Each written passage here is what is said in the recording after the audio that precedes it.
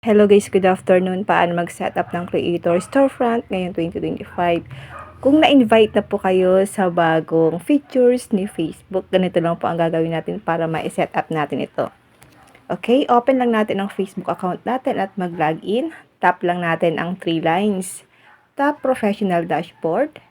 Makikita nyo po dito na may nakalagay na sa akin na you're eligible to start earning with creator storefront. So, scroll down lang natin guys.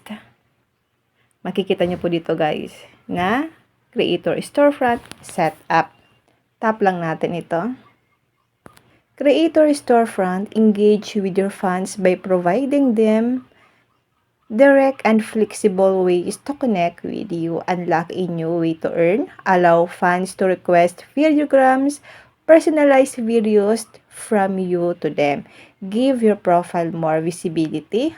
Attract new followers by sharing your virtual offerings to your community. Get notified when fans who want to connect. Turn on reminder notifications to set up your storefront and get updates about your request. So, itap lang po natin guys ang sign up. Itong creator storefront guys, para rin naman po itong subscriptions or star kung monetize na po kayo sa dalawa. Okay? So, itap lang po natin ang sign up. Notification settings, email not found, add email in account center. Ayan guys, so wala po ako nakalagay na email address sa aking account center. So maglalagay tayo dyan. Primary mobile number, reminder, notifications about your request will be sent to the email listed above through WhatsApp and in Facebook app. Update your email and mobile number anytime in account center. I-turn on nyo lang po itong email dito. Then, itap po natin ang continue. Storefront settings, set up your virtual offering. You can OPT out of allowing request or manage your price per request anytime through your professional dashboard.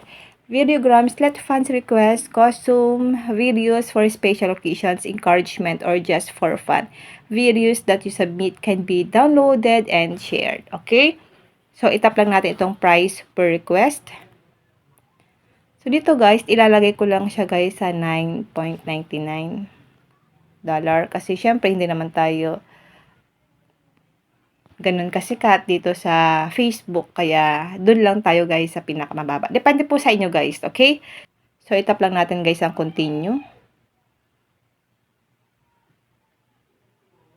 Congrats, your storefront is up and running.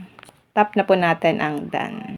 Yun lang guys, ganun lang po kadali at kasimple kung paano po mag-setup ng ating creator storefront sa ating mga Facebook.